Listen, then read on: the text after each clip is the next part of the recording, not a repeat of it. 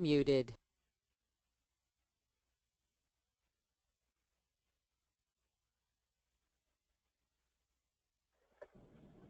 All right, hello everyone. Welcome to today's webinar, Emotional Eating, How to Break the Cycle with Awareness and Focus. Before we get started, just a couple of items to take care of. We will hopefully have time for questions at the presentation, and you can type those into the question box in the lower portion of your control panel.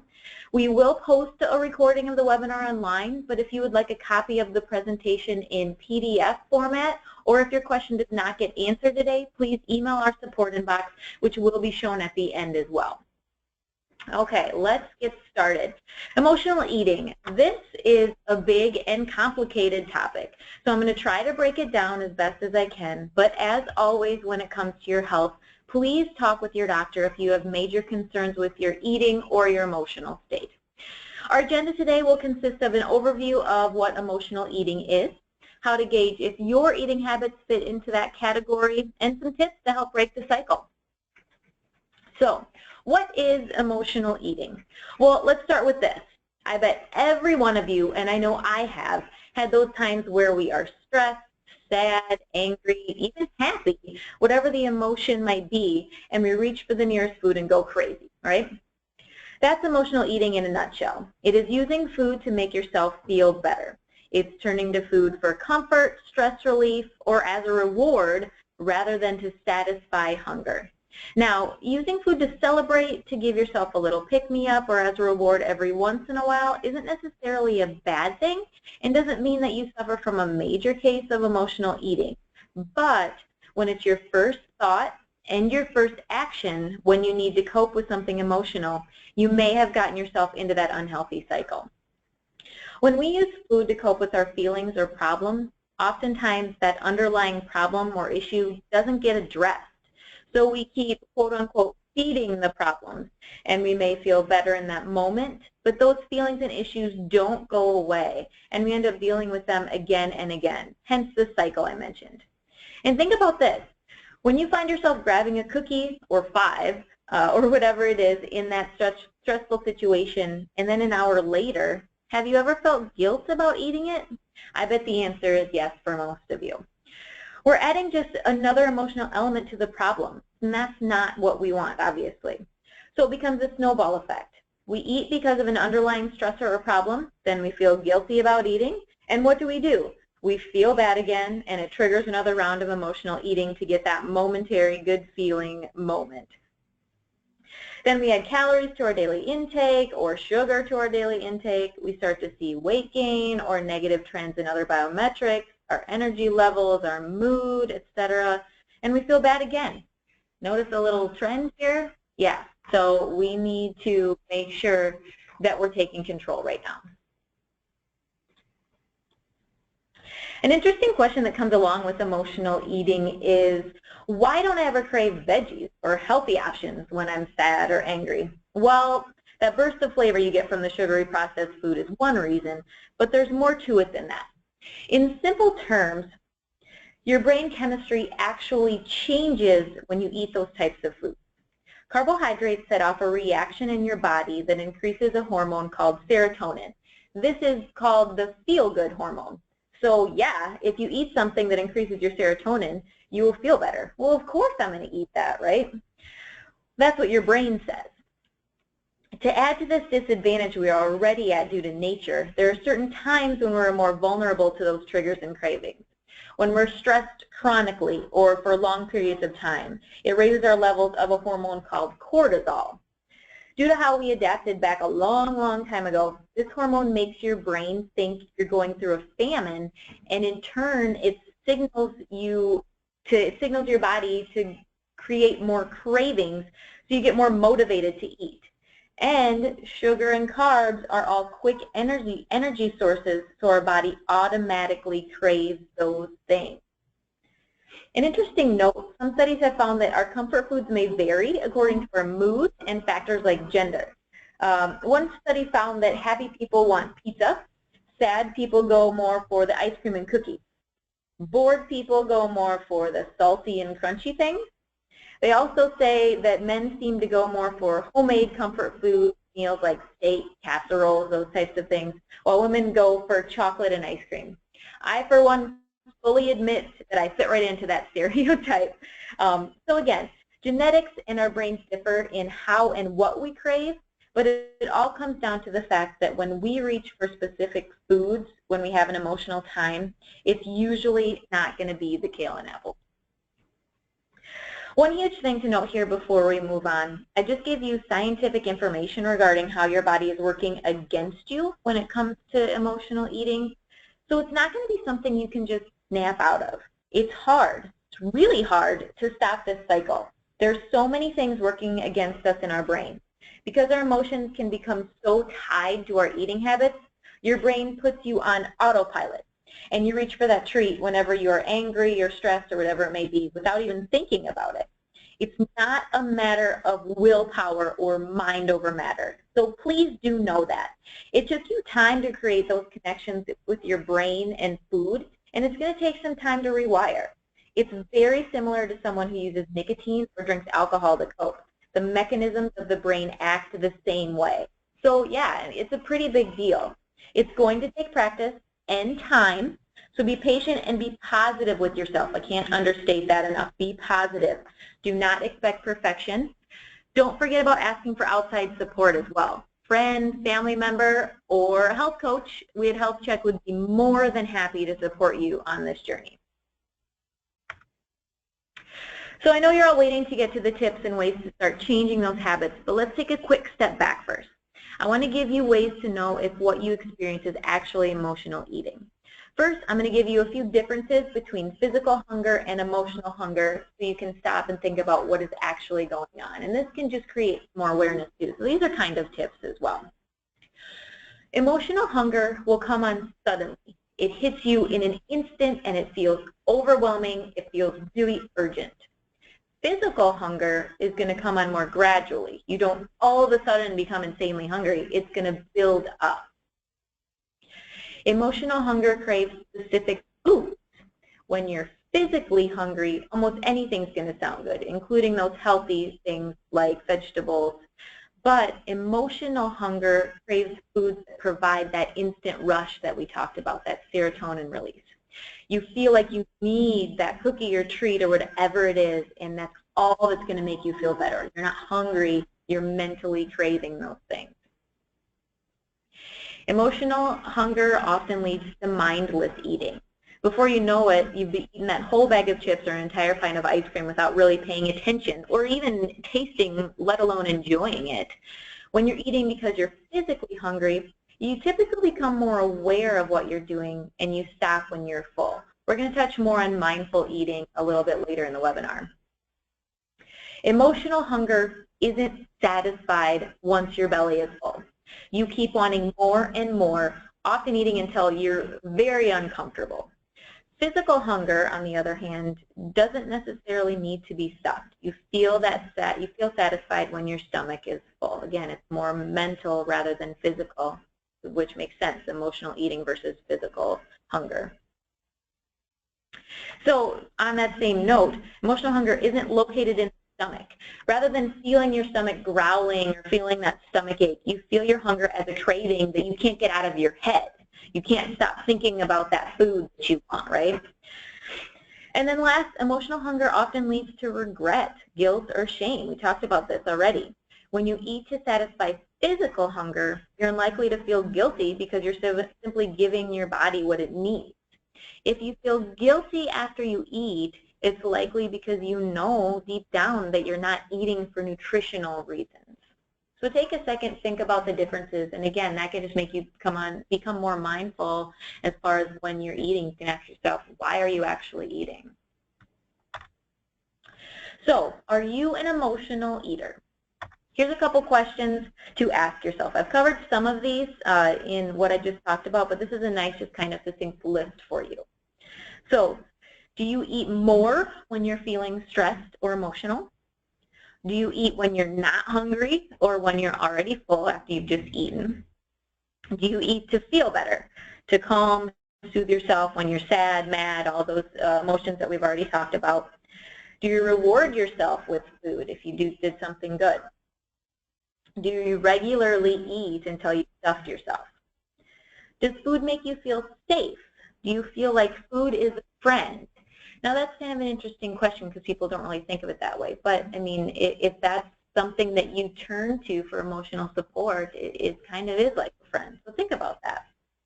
And then do you feel powerless or out of control around food?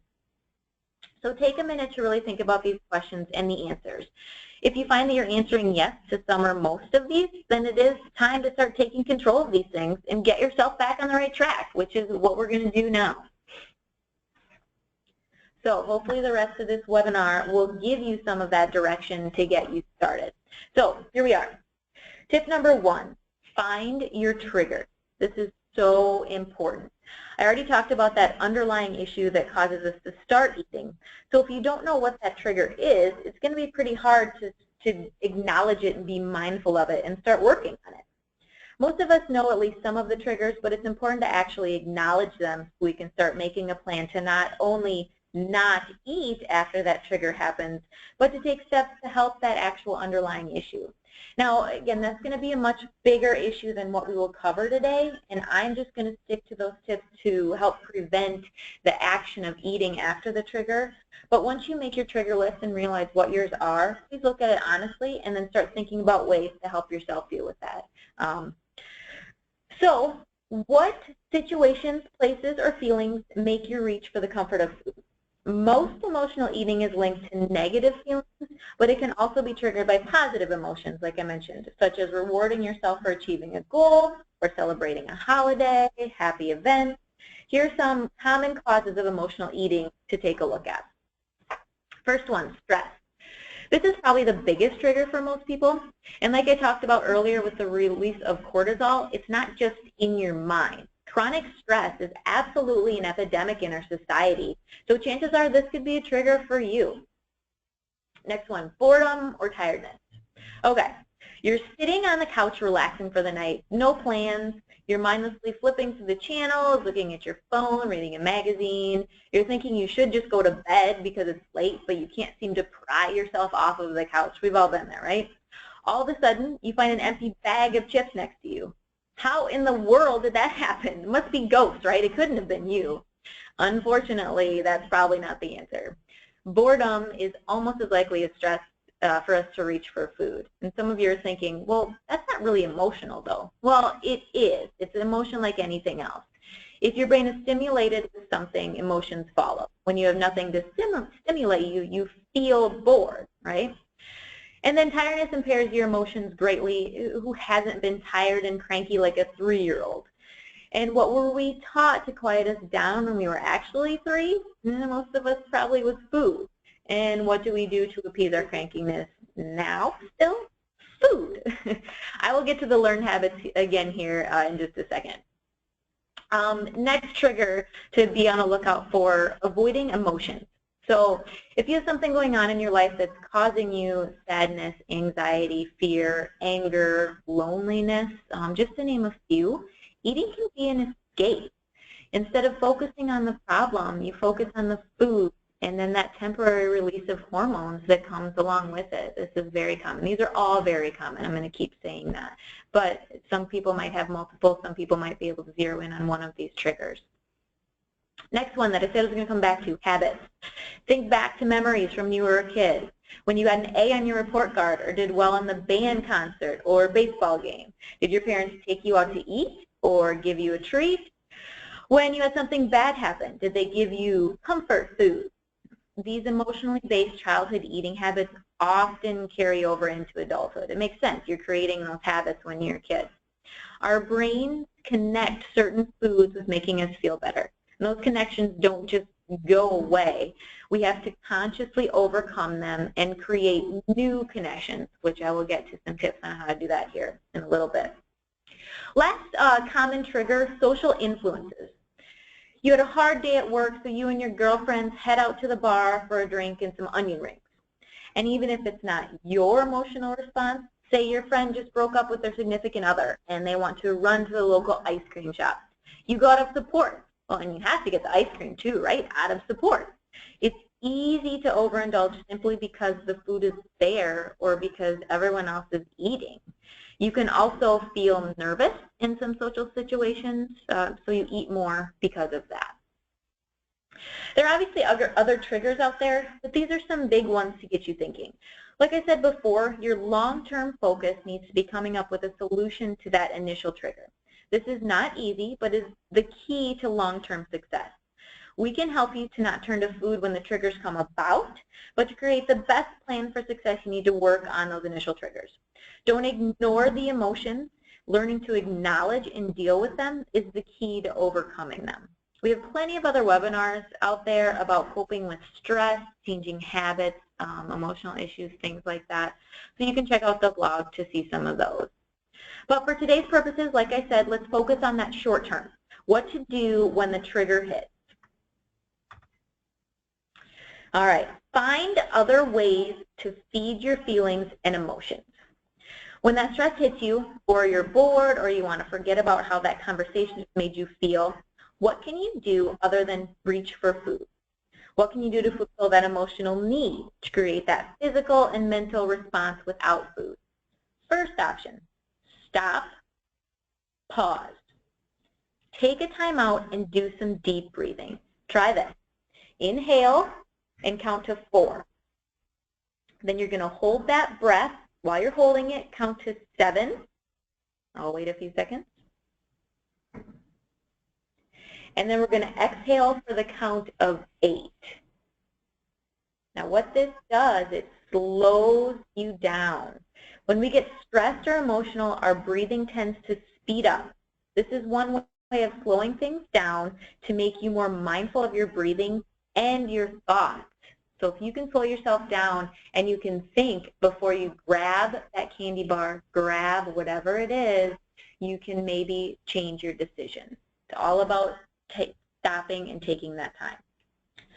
Next option, if you don't have time to pause, or if you do have more time, pick up the phone.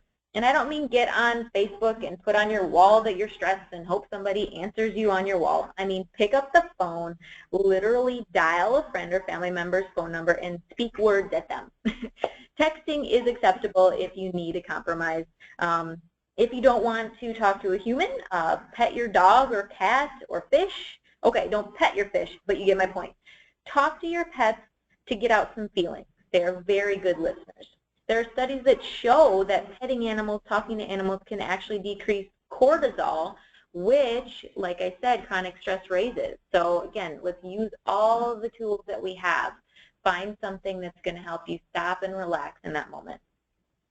If you don't have a pet but want to release some of those feel-good hormones, get up and move. I say this almost every webinar. Move, move, move. Put on some music, dance, go for a walk around the block, do jumping jacks, push-ups, stretch. This literally releases things in your body that will make you feel better. Those feel-good hormones are released with movement and exercise. And don't discount a 2-minute walk around your office or your house, because it will help you, I promise. 1 minute, even, anything. Get up, get the blood flowing, it's going to release those hormones. So what if you're bored? What if that's your trigger? Well, find a hobby. I know that sounds silly and cliche, but you need to find something to occupy your mind. This can be as simple as reading a good book, knitting, keep your hands occupied, journaling, which, by the way, helps relieve stress, exercise, scrapbooking, the list goes on and on and on. Anything can be a hobby as long as it's legal, right? You can watch your TV shows and still do most of these things. Exercise, again, is a really easy one to do at home. Get up, walk in place, stretch while you're watching. Instead of doing bicep curls to reach down and grab the popcorn, do an actual bicep curl with an actual dumbbell or hand weight. So there's another option for you. Find that hobby. Find something to occupy your mind. Habits and social influences are tougher, but still absolutely changeable. If you usually celebrate something with a trip to the ice cream shop, celebrate instead with a hike or a walk through a beautiful park. Buy a new board game instead of a pizza and have a fun game night. If someone is stressed and wants to go out to eat, hey, you know what, that's fine. You're not always going to have time to go for a walk, and you might need to eat because we need food. But make it a nice sit-down restaurant where you can get a healthy option. And yes, this still means you have to avoid the temptations, So tell the waiter you don't want the bread basket to come out first. Order a small steak, chicken breast with veggies on the side, and get a water. I can't even tell you how many people I've talked to that are scared to order something that is healthier or afraid to tell the waiter they want the burger without a bun. But I can guarantee you that 99% of those waiters have gotten that request before. They don't blink an eye. It's a restaurant. They're going to do what you want because they want a good tip, right? All right, so I have a homework assignment for all of you. I want you to take some of these tips that sound realistic and come up with some of your own.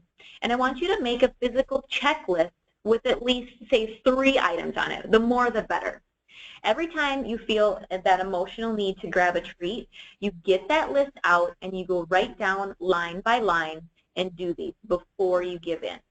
If you get all the way through the list and you still want that piece of chocolate, then have it. But I bet most of the time that craving has either subsided or you won't go as crazy as you would have in the beginning. This is what we tell people who smoke all the time. If you can delay yourself for 5 or 10 minutes, usually that craving will go away, or you will have given yourself time to stop and think if you actually want to eat that, or if there are more important things out there, like living a life without heart disease and diabetes, enjoying retirement, watching your kids and grandkids and great-grandkids grow up. Be specific with your checklist. I had someone write that they had to drink 2 8-ounce glasses of water, then walk around for 2 minutes, put a load of laundry if they were at home, clean the dishes if there are any, then do 20 push-ups and 20 crunches before they would have whatever it is that they wanted. This is fantastic, and it's exactly what I'm talking about. Make more than one list if you struggle with different places. So one for work with options you can do, one for home, one for wherever it may be. And again, finding that motivation of why you're doing it, write that at the top of the list too. I'm doing it for my grandkids. Take that time to make that list, and it could help you in those situations. A couple other ways to stop the cycle are keeping a food journal. Through journaling, you can start to see patterns between what you feel and what you eat. Write down how you felt when you ate something. So the purpose of this is to be able to find information to make better choices and then just become more aware. If you're writing down, oh, I grabbed that piece of candy because I just had that stressful phone call, you have to physically write it down. And if you're more mindful of it next time, you say, oh, I don't want to have to write down that I ate that. So it may stop you the next time. All right, last one for this page. Don't have bad foods easily accessible. Even if you get stressed out or mad, sad, happy, whatever it is, if you don't have bad foods by you, you can't eat them. You can't conjure something from nowhere. Now, I know it's simply not realistic to ask you to never have bad foods in your house, and sometimes at work you can't control what's in the kitchen. So in that case, just make them harder to get. Put them in the top shelf in your pantry. I have told people to write, if they have kids that they buy unhealthy snacks for, which you shouldn't, but I understand it happens, I do it myself. Write their names on it so that you know that it's there, or it makes you stop and say, okay, this isn't for me, this is for my son or my husband or a wife or whatever it may be. If you're at work, make yourself walk the long way to the bathroom so you don't go through the kitchen at work, if possible. I know that's not always possible. I had one participant who wanted to cut down on the snacks she took from the table at work. So what she did, they were just little bite-sized snacks or treats or whatever it is, pieces of candy. So she took 2 of them to her desk, and then if she needed them, they were there. She had one for the morning, one for the afternoon, but that stopped her from getting up and grabbing a whole handful. So again, just making it as inconvenient as possible to get that food. That may just give you the 10 seconds you need to rethink that choice. Another great way to help with emotional eating is to learn how to practice mindful eating. If you're not familiar with mindful eating or have heard about it but haven't really looked into it, here's a definition. Mindful eating is a practice that develops your awareness of eating habits and allows you to pause between your triggers and your actions. This is what we've just been talking about. So often we are distracted or busy that we just eat whatever we find and put it into our bodies, not thinking about the fact that this food is fuel for our bodies. Just like a car, if we put in the wrong kind of fuel, it's not going to run the best or run at all eventually. So we need to slow down, really think about what we're doing to ourselves and what we are fueling our bodies with. So what happens when you learn to practice mindful eating? Well, it gives you that awareness of your physical and emotional cues, like I said, whether it's physical hunger, whether it's emotional hunger that we already covered. It gives you awareness of your non-hunger triggers for eating. It makes you become more aware of how you buy and how you're prepared to eat your food. And then it helps you with choosing foods that give you both enjoyment and nourishment. And yes, I promise you there are foods out there that are both enjoyable and nourishing. So here are some specific ways to become more mindful. This list is from healthguide.org, which was adapted from the Harvard Women's Health Watch newsletter, and it's great. I've said it before, and I will keep saying it forever. These things don't just happen. Takes practice just like anything else. You can't expect to learn how to play the guitar on the first day. You have to practice a lot, right? So it's exactly the same thing. So one, begin with your shopping list. Consider the health value of every item you add to your list. Is it something that will fuel your body in the right way? And then stick to your list. Don't wander the aisles. Have a purpose when you go into the grocery store. That can also save you time too, especially if you're going with kids like I do. And then try to stay around the perimeter of the store where all the healthiest stuff is usually at. So again, it starts before you even get to the food, being mindful of what's even on your list. Come to the table with an appetite, but not when you're starving. This makes sense. If you skip meals or skip healthy snacks, you're going to be so eager just to get anything in your stomach that that's your first priority instead of enjoying that food that you're eating or even deciding what it is. And then start with a small portion and a small plate. I added that. Numerous studies show that if you have a smaller plate, you will take less. Not only because you can't fit any more on that plate, but because mentally it looks like a bigger serving when it's on a smaller plate. Makes sense, right? So that will become more mindful for you. And then appreciate your food. Now, I know some of you are initially going to think this is pretty corny, but just try it. Gratefulness is always a great thing to practice. So pause for a minute or two before you begin eating to contemplate everything, look at the meal that you made or that you bought, and think about it. Silently express that gratitude for the food and think about, okay, I'm gonna eat slowly. I'm gonna not go overboard with this, especially if you're stressed, and especially if it's a not so good food that happen to be. Because I'm not saying you can't ever have bad foods, but if you've got a pizza in front of you, if you can be mindful and eat 2 pieces rather than 4, you're doing a good job. People who express gratitude are just happier, and that's how it works.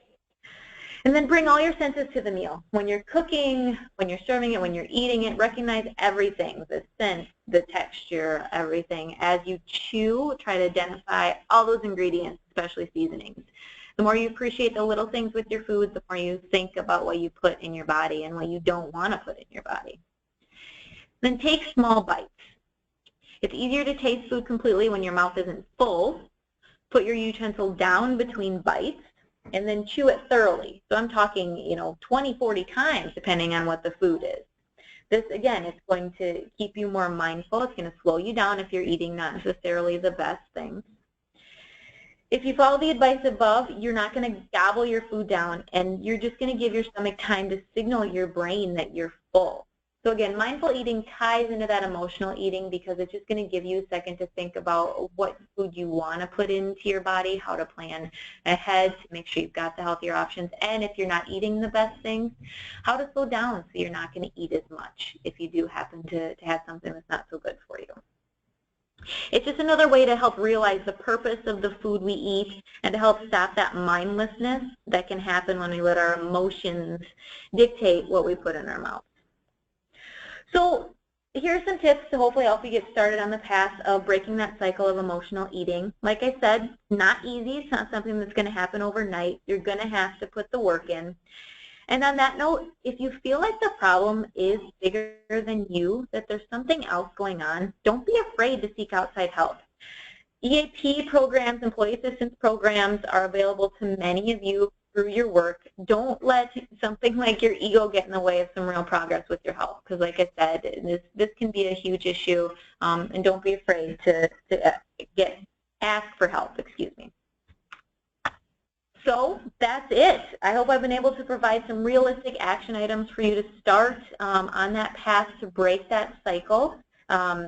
Next couple webinars I'll mention real quick. October is fall food favorites. We're going to talk about some good, healthier recipes for some of that fall food. I believe we're going to do a healthier pumpkin spice latte recipe for those of you who are interested in that. And then November's Winter Wonderland, how to stay active in that colder weather for those of us that are up in the Midwest, Northeast. So look forward to those. You can register for those on our blog. And then as always, contact us, Facebook, Twitter, Instagram. You can watch the past webinars and this one as of tomorrow. I'll try to get it up there by then. And then contact us, phone number, email. Let us know what questions you have. Let us know if we can support you with this, with emotional eating, with anything else that you've got going on. Now, I always do this. I went right up to the end of the time, so unfortunately we do not have time for questions today. But again, go email us with, sorry, I'm going back here, healthcoach@healthcheck360.com. Email with any questions you might have, and make it a great day. Thanks, everybody.